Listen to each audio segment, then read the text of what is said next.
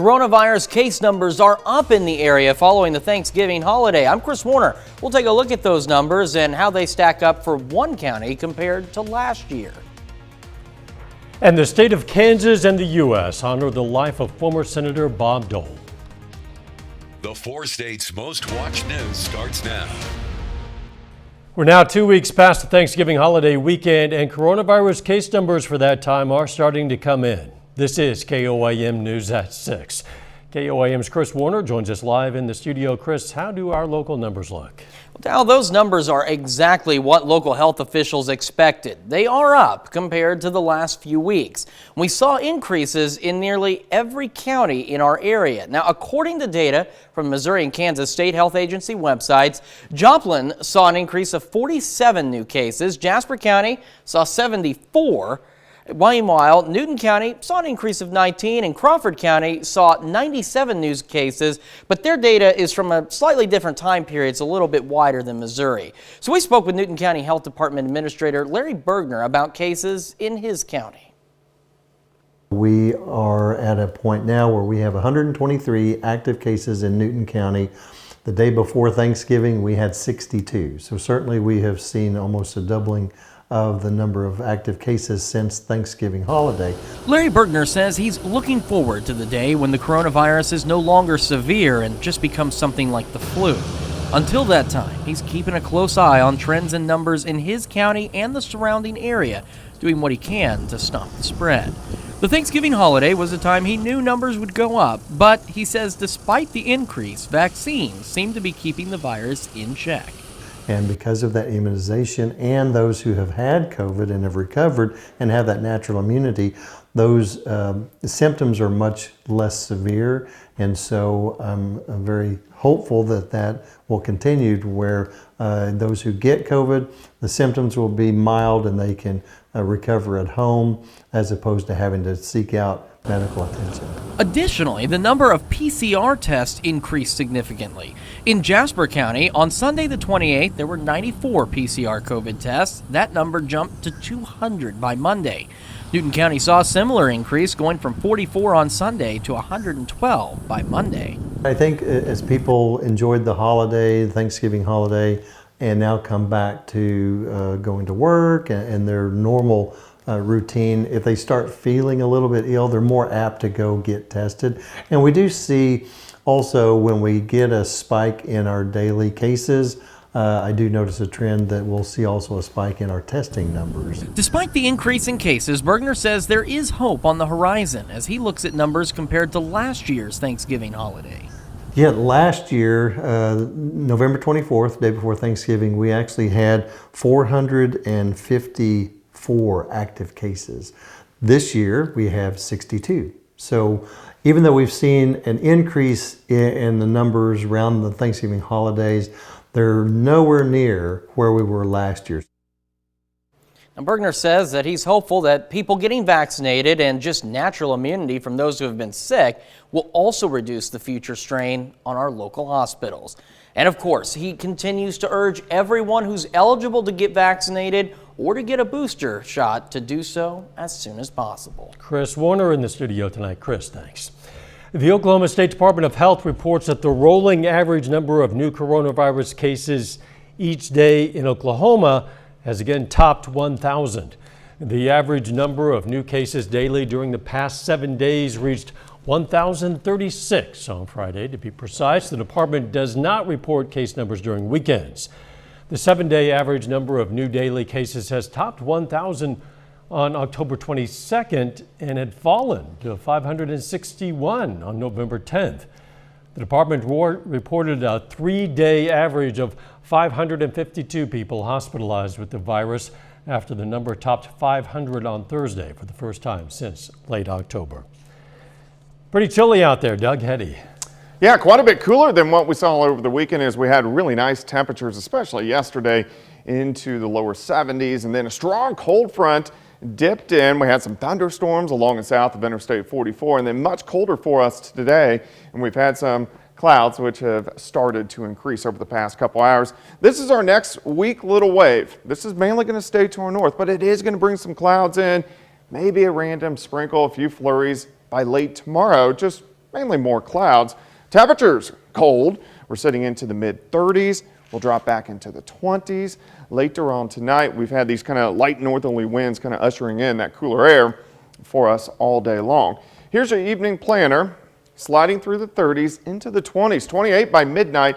I think most of us will bottom out 26, 27 degrees for an overnight low. We do start to warm things back up. We're going to check that out here in a bit. See you then. Thanks, Todd. The body of the late Senator Bob Dole of Kansas will lie in state in the U.S. Capitol on Thursday. Dole died yesterday at the age of 98. The former Republican presidential candidate and World War II veteran had served in Congress for 36 years, shaped tax and foreign policy, and worked vigorously to help the disabled, enshrining protections against discrimination in employment, education, and public services in the Americans with Disabilities Act.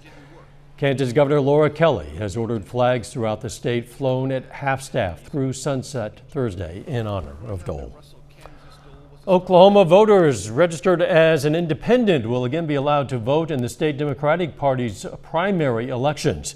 State Election Board Secretary Paul Ziriak says the Democratic Party has sent notification that it will allow independents to vote in the party's 2022 and 2023 primaries, just as they did in 2020 and 2021.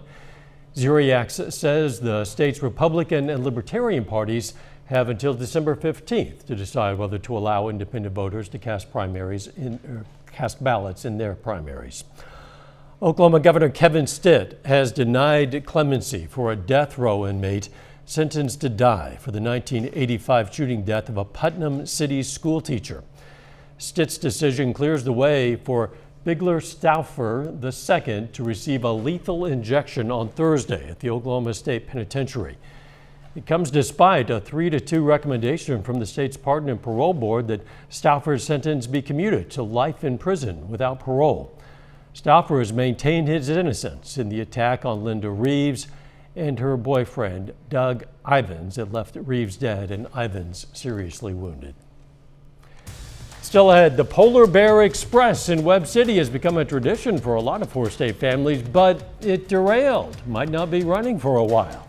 And Missouri Southern ceramic students get a lesson in promoting their work, and it's giving you a chance to pick up some pretty cool Christmas gifts. A Webb City attraction that's become a tradition for many four-state families is temporarily closed. Webb City Parks and Recreation says the Polar Bear Express trolley jumped the track, and while they were able to get it back on, it's going to be a while before it opens again. The group night Polar Bear Express tomorrow night is canceled. Officials aren't sure when it'll be up and running again. They hope to know more tomorrow. The holiday student pottery sale is underway at Missouri Southern. Ceramic students get to sell their work, and you get a chance to pick up a handmade Christmas gift. Plus, it's not just coffee cups and bowls, of which there are many that are dishwasher and microwave safe. They also have sculptural objects, so plenty of options for the ceramic lover in your family. Our students are learning how to become eventually artists who are going to make a living by selling their work. So this is sort of the first toehold into sort of understanding how some of that sale sort of idea works. Sale is open again tomorrow from 10 a.m. to 6 p.m. Masks are required. Also at Missouri Southern, students are taking a trip back in time with Reacting to the Past. It's an interactive course. It involves role-playing or reenacting historical events. For instance, the students played a game in which they were role-playing as the Japanese Imperial Court, debating whether to go to war with the U.S. Other role-playing challenges included tackling issues like the Cuban Missile Crisis. We had three factions. We had the Cubans, the Soviets, and the Americans. And I was McCone, the leader of the CIA. So I had a lot of secret intelligence with the Soviet Union on what all was happening, why do they have nuclear weapons aimed at America. Officials hope to make this a full-time course. Later, OU has a new head coach. We're going to hear from him coming up in sports. So it looks like a cold night for us tonight. When are we going to warm up? We're going to look at that coming up.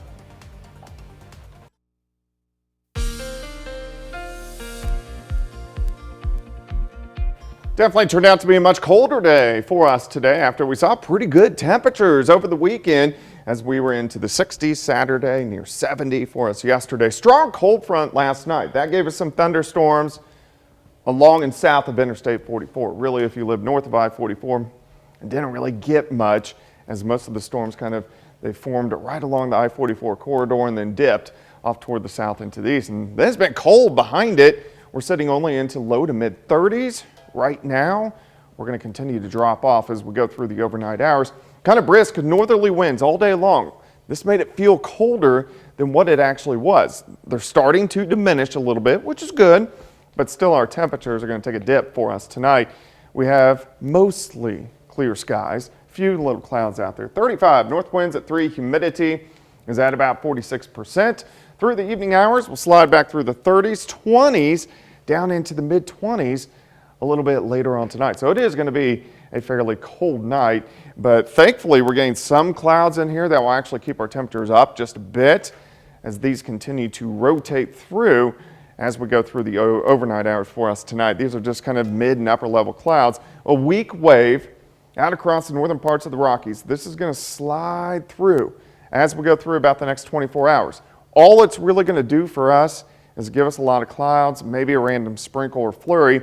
There's just not a lot of moisture in the low levels of the atmosphere, but still something we'll keep our eyes on as this weak little wave is just going to really push right on through for us on Tuesday into Wednesday. Let's go ahead and break it down. Let's go through the overnight hours.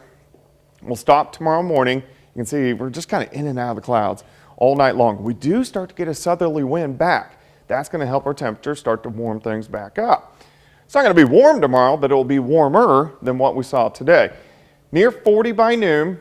I think most of us go into the upper 40s during the afternoon. So here's your day planner for you. We'll start at 27, 43 by noon, high temp at 47. A lot of clouds all day long. And again, late in the day, we may get a few random sprinkles or flurries, especially in southwestern parts of Missouri. Tomorrow night, the clouds will push right on out of here. It's still going to be cold. We're still going to drop back near freezing. And then we start to warm things back up. We should push 60 by the time we head into Wednesday. In fact, we'll push 70 by the time we head into Thursday. So we really warm up. Even on Friday, we should go into the 70s. So a big turnaround as we go through the week. But there is a strong storm system, which is going to work in late Friday. This is going to drag a strong cold front in. We may get some scattered showers with it, but then our temperatures go right back down by the time we head into the weekend. Very similar to what we are seeing today. So about 26 tonight, 47 tomorrow, 58 on Wednesday, near 70 on Thursday, into the 70s on Friday. A few little rain chances. Quite a bit cooler for the weekend, but overall, it looks pretty good. The Joplin Parade tomorrow, again, we may get a random sprinkle. It's going to be cold, but it looks pretty good. You and I have been through some bitterly cold Joplin parades. Yeah. It's not going to be bitter anyway. That's true, and that's good. That's true. Thanks, Doug. Another parade going on tonight. The Christmas season has officially arrived in Carthage, Missouri, and this is a live look. The city tonight lighting the mayor's Christmas tree.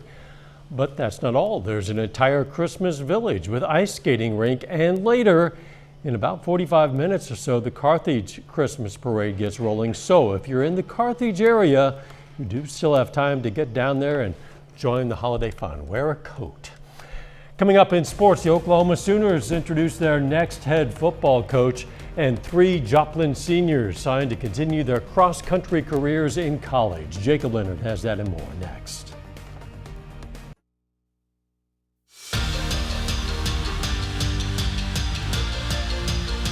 Well, the Oklahoma Sooners officially have a new head football coach. The school introduced Brent Venables today as the next leader of the program. Now, Venables, no stranger to Oklahoma. He was actually an assistant at OU from 1999 to 2011. He spent the last 10 years as the defensive coordinator at Clemson, where he helped the Tigers win a pair of national titles. Now here he is at his press conference today on returning to Norman after 10 years away. It's kind of surreal for me to look around and see so many familiar faces and see a bunch of friends out here, and just an amazing journey here these last few days.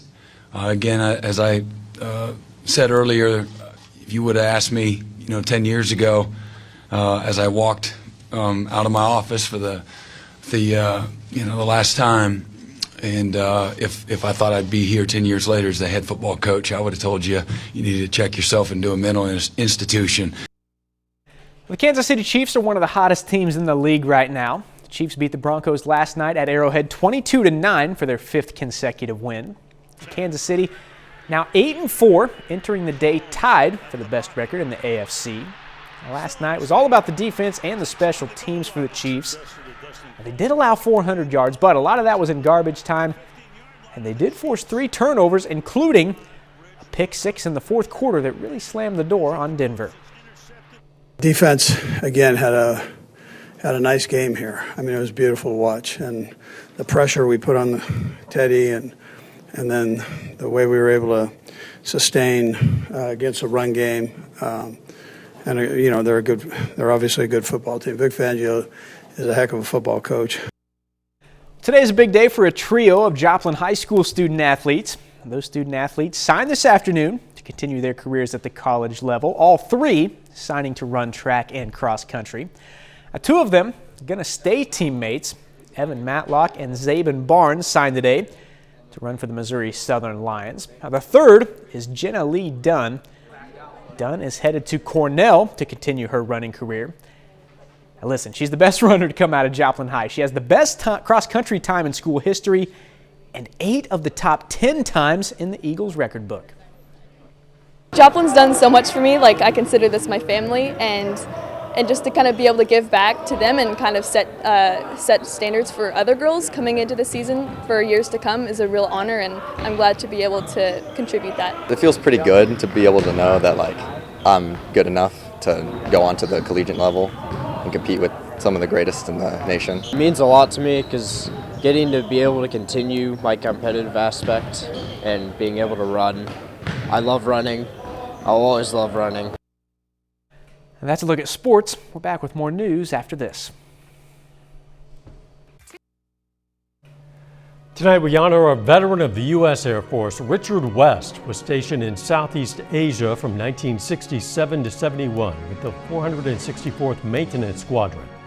The Moran, Kansas native received the Good Conduct Medal and the National Defense Service Medal, and we are proud to salute Richard West. He's tonight's four-state hero. Jordan Abbey joins us now with a look at what's coming up tonight on KOAM News at 9 on Fox 14. Tonight at 9, President Biden continues to try and sell the Build Back Better Act to the American people, talking about how it's going to have an impact on prescription drug costs.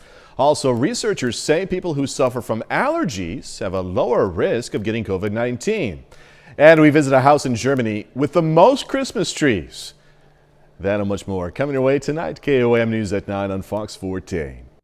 And a bomb. In the closing minute of the FCS Championship second round between South Dakota State and Sacramento State, this happened. SD State led 24-19, trying to run out the clock on 4th and 1. South Dakota State quarterback, he was walking away from under center and he started yelling at his sideline, and then, as you saw, they went ahead and snapped the ball. Former Joplin High School running back Isaiah Davis converted that crucial 4th down that allowed them to run out the clock for the win. I would never, ever want to tackle Isaiah Davis, ever. Yeah, you That's covered pretty him. Cool. I remember Peyton Manning ran a play like that at one point in time. You know what? We're out of time. But we'll see you at 10. Let's make it a great evening.